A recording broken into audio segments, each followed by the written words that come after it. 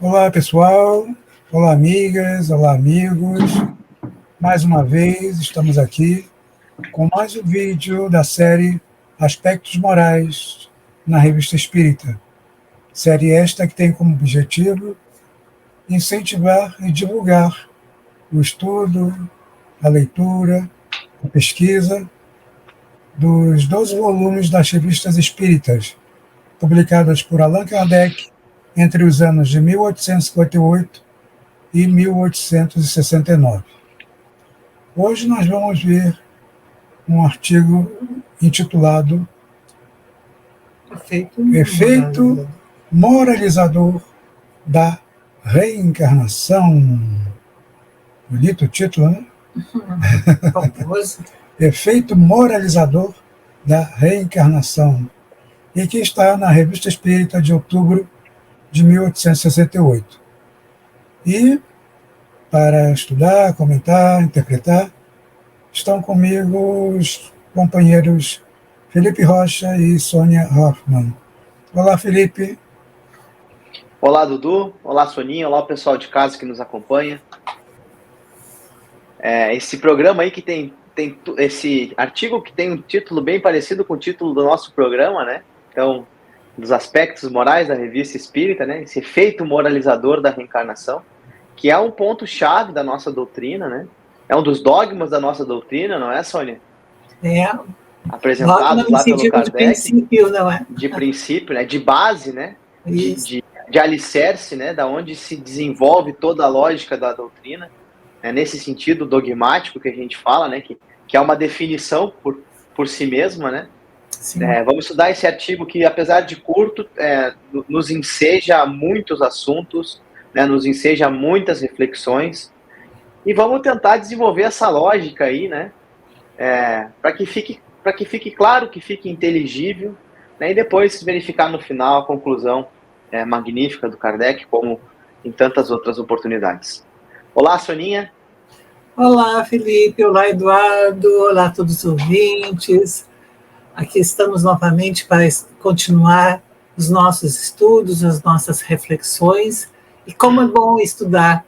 Isso nos amplia a mente, nos tranquiliza, nos traz mais consciência de quem somos, de onde viemos, para onde vamos, e isso é extremamente importante. E assim como nós temos a oportunidade de estar lendo vários artigos e ter acesso a toda a revista espírita, nós gostaríamos muito que também vocês que estão nos ouvindo, que estão participando nessa coparticipação, uns de uma forma mais ativa, que somos nós, mas vocês também participando, nós gostaríamos de incentivar vocês a lerem cada vez mais essas revistas, e quem não puder ter assim a possibilidade de manusear fisicamente a revista espírita, propriamente a revista espírita, podem ir até o site da Federação Espírita Brasileira, fedmet.org.br, e lá fazer o download gratuitamente de todas as edições da Revista Espírita, e assim poder ler. Ou seja, não existe impossibilidade, é só a vontade mesmo das pessoas quererem ler. Então, vamos ao estudo. Vamos lá, então. Esse artigo, ele teve como mote, mais uma vez, uma pequena crítica mordaz, né, de um dos jornais franceses, o Figaro, que fez pouco do caso de mais um princípio do Espiritismo, que é a imortalidade da alma.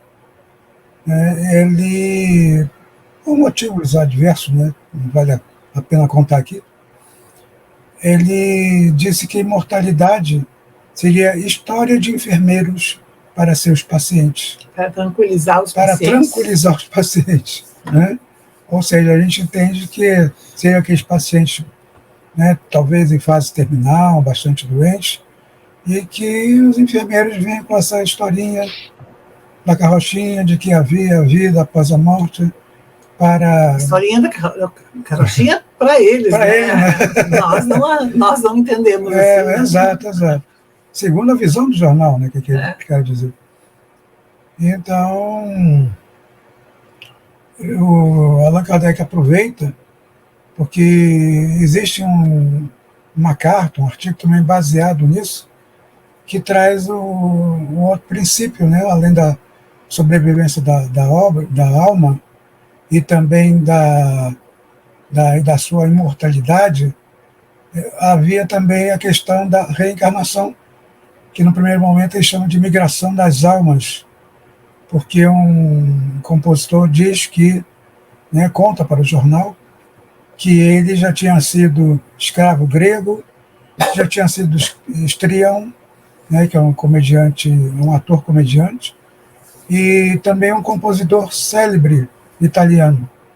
Muito orgulhoso, muito orgulhoso, das encarnações. Muito vaidoso, muito invejoso, e que por isso ele estava passando nessa encarnação atual, por muitas dificuldades, muitos problemas, como uma forma de punição, né, para os males que ele fez nas encarnações passadas.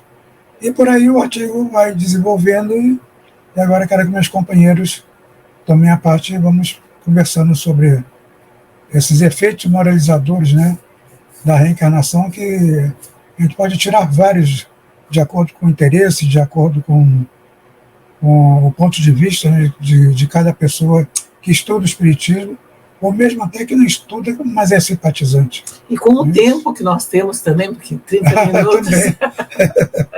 Exatamente. E é isso.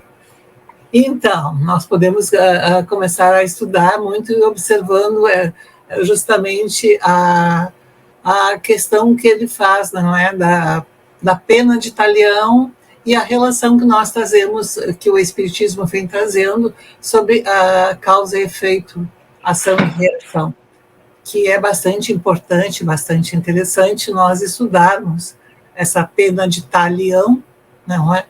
E a questão da causa e efeito e ação e reação, que nós vamos entender o quanto existe de relações nisso tudo. E nós vamos tomar uma questão lá do Livro dos Espíritos, a questão 864, 764, alguma coisa assim, não é, Eduardo? 764. 764, onde justamente Allan Kardec pergunta sobre essa lei de Talião, e os espíritos respondem: cuidado com o que vocês estão falando, porque quem realmente aplica a lei de Talião é uma lei divina, não é? Então, é Deus. Então, a partir daí, nós começamos a pensar, mas como assim?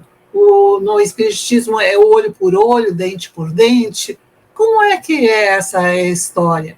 E é claro que aqueles que fazem uma leitura muito rápida de tudo isto, e que muitas vezes não vão buscando também, ao longo de toda a obra e ao longo dos vários artigos, vai ficando com aquela ideia de que é olho por olho, dente por dente, e que é uma aplicação pura e notória, e que esse ciclo jamais vai encerrar, porque, bom, se eu fiz alguma coisa, alguém vem e pega e tira a minha mão, então é aquele ciclo que vai sempre se formando. E é justamente isso que Jesus vem trazendo, ele vem trocando, vem rompendo este ciclo, trazendo o quê? A perspectiva de nós começarmos a analisar isso com a questão do amor, a importância de nós começarmos a colocar o amor. E o amor rompe justamente essa questão. Claro, nós vamos passar por consequências muito próximas àquelas que nós tivemos algumas dificuldades, certamente vamos, mas há de ter sempre, e sempre vamos pensar, que na maneira e na forma como cada um vai se conscientizando e vai se responsabilizando e vai também colocando, adicionando a isso tudo o amor, muitas coisas vão se modificando. Esclarecendo, né, que a lei de Talião não é a mesma coisa que lei de causa e efeito, Sim. né, como conhecemos hoje. A lei de Talião, ela pertencia ao Código de Hammurabi, e esse Talião aí também não é o nome de ninguém, como muita gente acha que é o nome de uma pessoa. Não, seria a lei da retaliação, A vingança. da vingança, né, e foi criada pelo rei Hammurabi, né, que criou esse Código de Hammurabi, em 1772 a.C. Ele era um rei sumério e para governar e colocar ordem, né, no povo, Assustar o povo, né? nos povos, né, porque ele também conquistou a Macedônia e outros povos da região. Então, para organizar a bagunça, ele colocou essa lei no sentido de olho por olho, dente por dente, que se você cometesse um crime, você ia pagar da mesma forma, né, igual ao crime que você, por exemplo, se você roubou um cavalo na época, né, pela lei,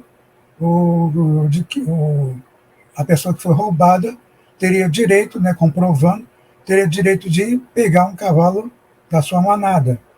Então, eram desde esses crimes mais leves até crimes mais graves, como o crime de morte, que se ele matou, ele tinha que ser morto. Ou Né? se ele roubou, a mão que furtou teria que ser arrancada. Ou seja, era realmente olho por olho, dente por dente.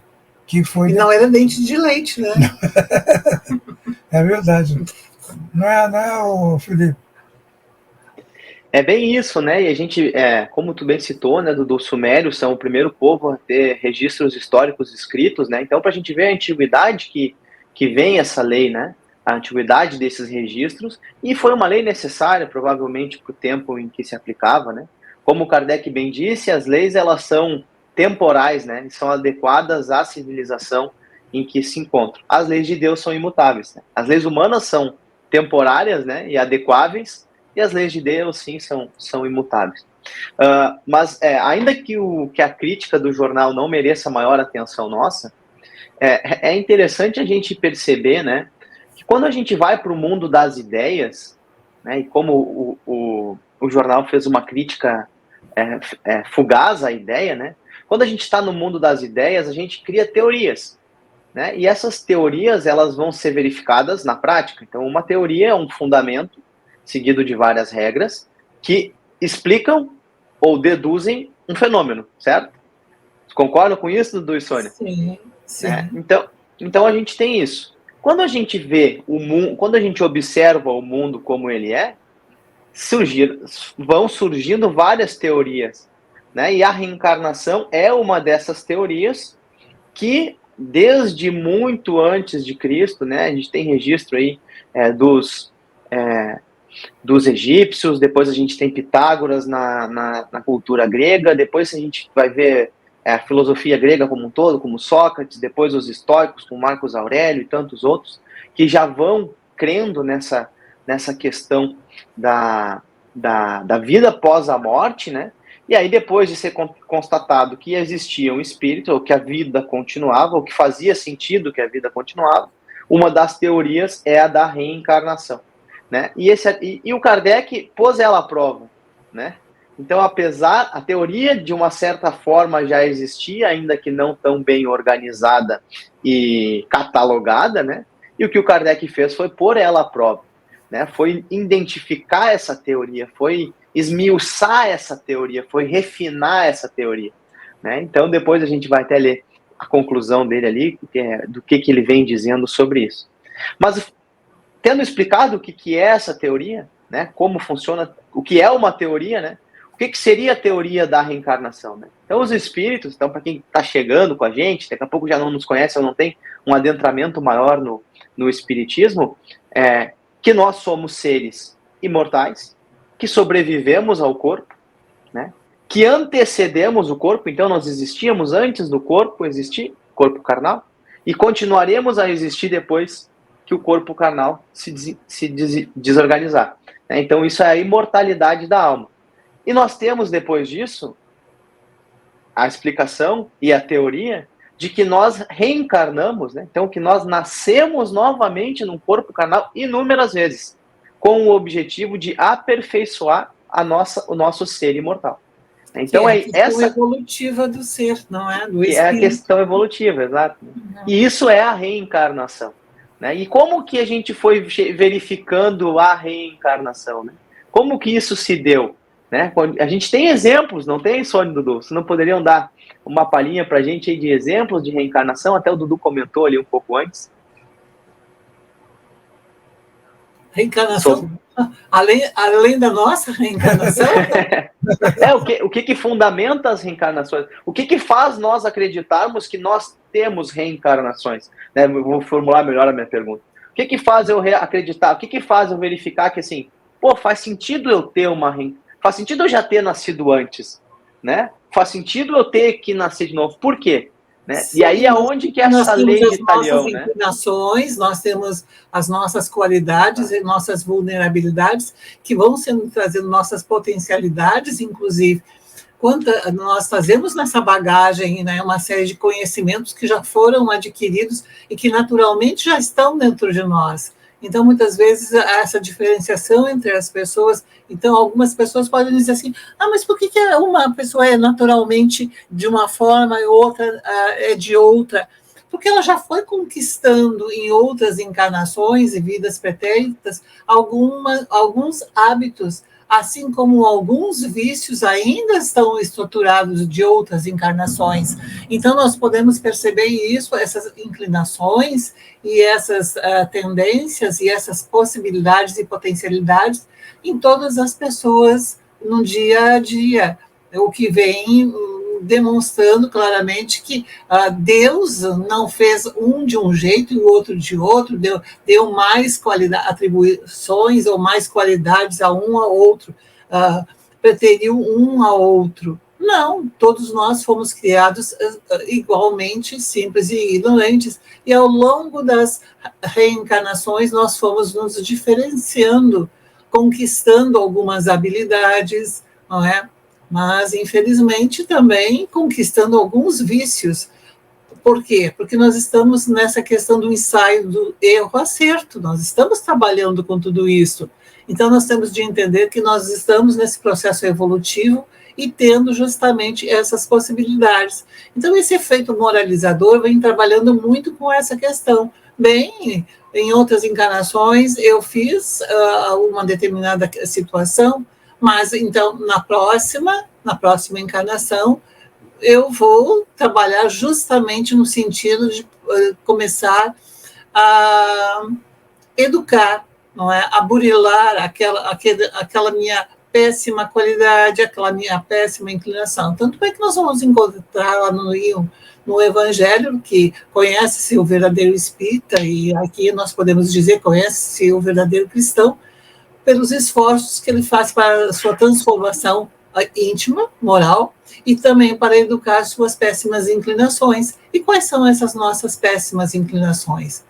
Muitas daquelas que nós vamos trazendo ao longo da nossa vida, não é? E que não é só roubar, não é só matar, mas é ser fofoqueiro, é ser mexeriqueiro, é muitas vezes ser permissivo, é ser uma pessoa preguiçosa, acomodada.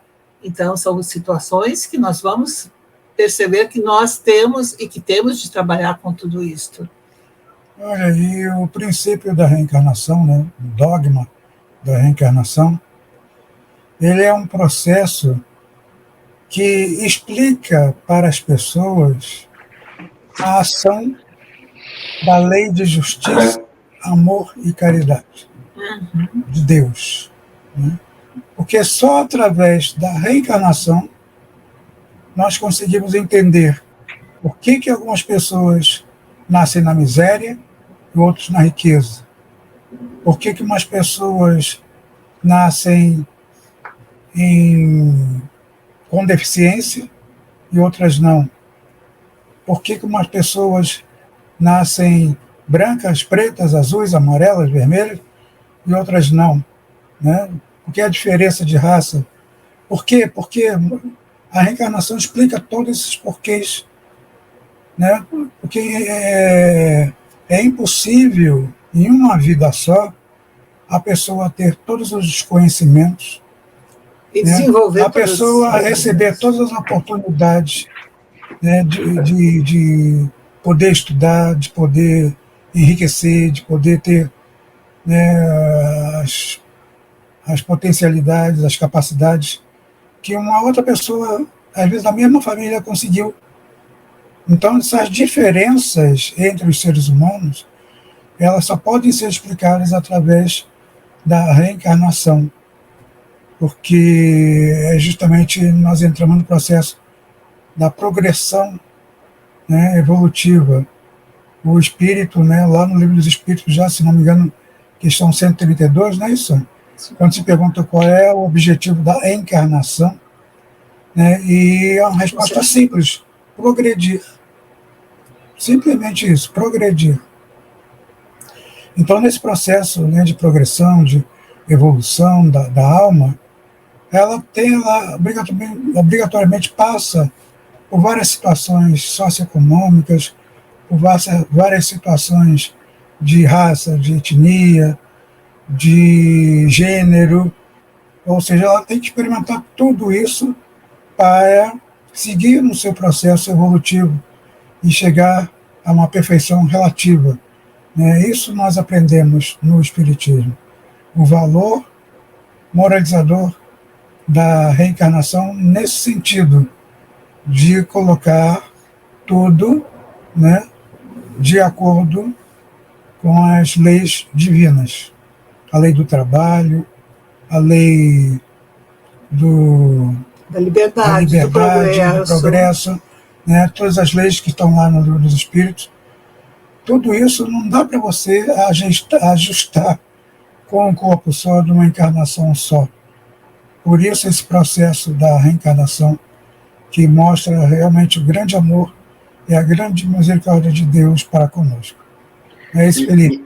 É isso aí, né, Dudu? A gente não quer esgotar o assunto, sem sombra de dúvidas. Quem está iniciando, né, abrem muitas outras lacunas, como a gente bem falou ali, como a Sônia bem falou, né? É um ponto base, né? É um ponto dogmático, porque é um ponto de origem. A partir disso vão se derivar muitos outros raciocínios que a doutrina vai nos trazer as respostas, né? Também o Kardec também não se limitou a encerrar o assunto, a esgotar o assunto. Tem muita coisa para a gente estudar ainda, né? Mas muitas outras dúvidas que vão surgindo, a gente vai ir respondendo com o estudo do Espiritismo, né? Então, porque daí a gente vai abrindo, né? A gente começa a conversar, tá, mas e se reencarna? Beleza, eu fiz na vida passada, mas se eu não lembro, é justo? Não é justo?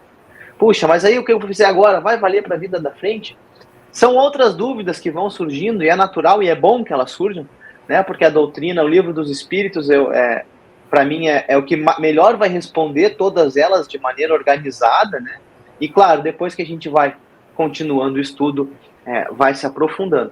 Mas esse aparato que vocês dois fizeram agora explica muito bem aquela questão, aquela resposta dos espíritos da 764, né? Essa é uma lei divina. Puxa, mas como pode ser uma lei divina se eu tiver uma vida só? A criança não fez nada de errado, não, mas os pais fizeram. Não, mas os pais não fizeram. Não, mas os avós talvez fizeram. Está escrito lá que até 3 gerações vai ficar pagando. Seria uma lei justa? Né? Seria uma lei... Se a gente diz que Deus é justo, soberanamente justo e bom, é justo que ele aplique num ser inocente penas tão duras como nós vemos sendo aplicadas, não é? Penas tão... Crianças que já nascem ou em tenra idade sofrem acidentes brutais e carregam o peso daquela prova durante toda uma vida. Uma alma que, se só tivesse uma encarnação, era uma alma inocente. Que Deus seria esse, né? Então a lei da reencarnação vem nos dando isso. E além disso, vem nos dando uma outra informação muito importante e muito moralizadora, que vai fazer com que a mensagem de Jesus seja tão eficiente e seja tão atemporal. Que tudo que ocorre conosco é único e exclusivamente de responsabilidade, ou de vontade, ou de necessidade nossa. Então, as nossas provas. Então a pessoa fulana de tal está passando aquilo porque ela cometeu algum erro. Não necessariamente, nós temos que tirar um pouco esse julgamento. Às vezes a prova é um adiantamento, é uma capacidade de acelerar uma encarnação. Isso nós vamos vendo ali. Às vezes a pessoa como mais um capacitada... exercício difícil, como um exercício que o professor ali na sala de aula muitas vezes vai dando um exercício um pouquinho mais difícil para que nós comecemos a usar a nossa inteligência, começamos aquilo que a gente já adquiriu, e conquistando novos hábitos e desenvolvendo cada vez mais. A gente quer o quê? Só ficar fazendo tudo igual? Não. E essa reencarnação vem nos trazendo também esse caráter, não é, Felipe? De nós não só resgatarmos, mas também a gente desenvolver novas habilidades, porque é preciso que nós consigamos ampliar as nossas capacidades, as nossas potencialidades, não é? A nossa percepção moral de como entender. Até nós estávamos conversando, eu e o Eduardo, sobre assim, quantas pessoas muitas vezes, eu vou fazer o bem porque eu vou ser a primeira pessoa a receber o bem. Mas que bom seria se todos nós fizéssemos o bem, não pensando que nós vamos receber o bem, mas porque é bom ser bom. Porque se eu for uma pessoa boa, e a outra pessoa também for, e também se esforçar para ser assim, como cada um de nós deve se esforçar, a sociedade toda vai se transformar e vai passar a ser muito boa. Então vai ser bom para todo mundo. Não é porque um vai ganhar mais ou menos, não é? Aquela questão que nós temos de pensar muito. Claro, muitas pessoas... eu vou fazer caridade porque a primeira pessoa que vai receber e sou eu. Mas vamos fazer porque é bom ser bom. Né? Então, talvez isso vá nos trazer mais possibilidades e nós vamos começar a entender aquilo que Jesus foi trazendo. A semeadura é livre, mas a colheita é obrigatória. Né? Isso vem ao encontro da lei áurea que Jesus nos trouxe. Né, de fazer ao próximo o que gostaríamos que o próximo nos fizesse. E é como a Sônia falou, não por interesse, né, mas por amor. Porque quando eu falei que a lei de Talião não é a mesma coisa que lei de causa e efeito, que a lei de causa e efeito, trazida por Jesus, veio pelo mandamento maior, de amar a Deus sobre todas as coisas e amar o próximo como nós mesmos. Então, através da benevolência, da indulgência, do perdão, Jesus aplica essa lei de causa e efeito e todas as nossas faltas, tudo que fizemos de errado, elas serão reparadas sim, mas não no sentido de olho por olho, dente por dente. Né? Se você, por exemplo, né, roubou alguma coisa de alguém, né, tua mão será cortada. Não, isso não existe. Você não vai continuar esse ciclo vicioso. Exatamente, né? Exatamente isso. Fica esse ciclo vicioso aí, não se acaba. Por que Jesus falou, né, que devemos perdoar 70 vezes 7? Se ele quisesse que a gente aplicasse a lei de Talião, não existia o perdão. Né? Ele nos dá esse superpoder, né, Dudu? O superpoder de quebrar. Ele nos dá esse superpoder de quebrar o ciclo, né? De romper com aquilo que está sendo mantido, às vezes, por longos séculos, né? A gente vai lendo a literatura espírita aí. Quantas encarnações e reencarnações de espíritos ficam se odiando, né? E um fazendo mal ao outro e mantendo esse ciclo, que é mantido por nós, né? Se a gente fizer o que Jesus está nos dizendo, a gente quebra esse ciclo de retaliação, né? Só que se nós ficarmos alimentando ele, é evidente que... Não, mas Deus vai interromper. As leis dele estão aí. A gente tem que se dar conta, né? Se eu for lá e bater na Sônia, a Sônia vem e me bateu, eu fico bravo, vou lá e bato na Sônia. E a gente ficar alimentando isso vai ficar acontecendo. Infinitamente. Se você bater na Sônia, eu vou bater em você também. Vai ser em todas amanhã. Vai ficar esse triângulo vicioso. Vai ficar o triângulo. Tá certo. Mas é bem isso, né? Se a gente for mantendo isso... E olha que eu tenho 1,80 m, acho bom que vocês não brigarem comigo. Com a Sônia não é uma boa opção de briga, né? Mas Jesus nos ensina esse superpoder, né? Da gente quebrar esse ciclo, da gente romper com isso, né? E a reencarnação vem nos mostrar, olha só, essas coisas que tu tá passando agora são fruto de coisas que tu iniciou lá atrás, de desavenças que tu iniciou, de atitudes que tu tomou, de caminhos que tu escolheu, né? De decisões que tu tomou talvez no plano espiritual para acelerar a tua evolução ou para melhorar o teu caminho. Então nos faz olhar a nossa encarnação de agora como uma oportunidade única e muito valiosa, para que a gente decida da maneira correta dessa vez, em todas as situações. É muito difícil, falar é lindo, né? Mas em todas as nossas situações, em todas as oportunidades que nós tivermos, nós estamos tendo a oportunidade de reparar e de cativar algo novo.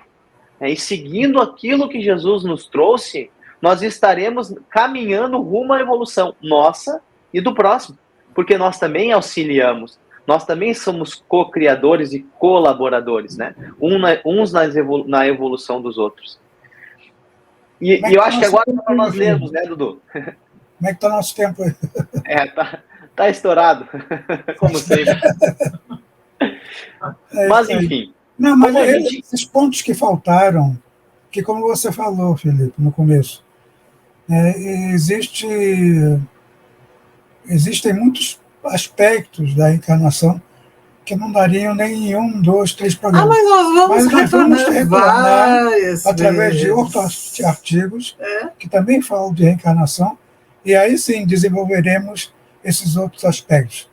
Então, por enquanto, nós sugerimos, né, que vocês leiam na íntegra esse artigo. Até repete, né, de onde está a fonte. Está lá na revista de outubro de 1868, né, e mostra também que Kardec fala que nessa época, né, e fazem parte até de outro artigo, que talvez a gente aborde aqui, que havia escritores famosos, como o Victor Hugo, né, que se não se assumiam como verdadeiros espíritas, em suas obras havia diversos pontos do que a gente podia chamar de princípios espíritas.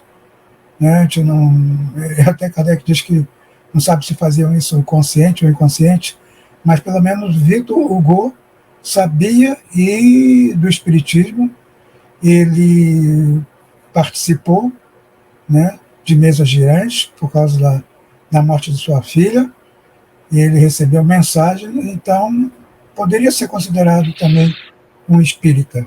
Mas esses outros aspectos ficam para próximos artigos e queremos que vocês continuem conosco, nos oferecendo a sua audiência, os seus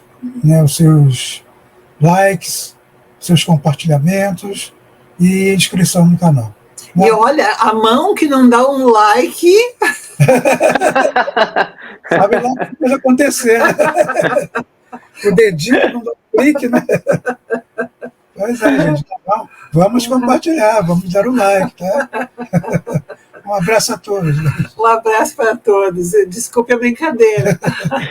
Leiam um artigo, leiam a parte final, principalmente, que o Kardec fala, a gente avançou demais no tempo, né? Então fica como tema de casa aí para os nossos companheiros, né? A leitura do artigo e a leitura da finalização do Kardec. Um grande abraço a todos e até a próxima. Até.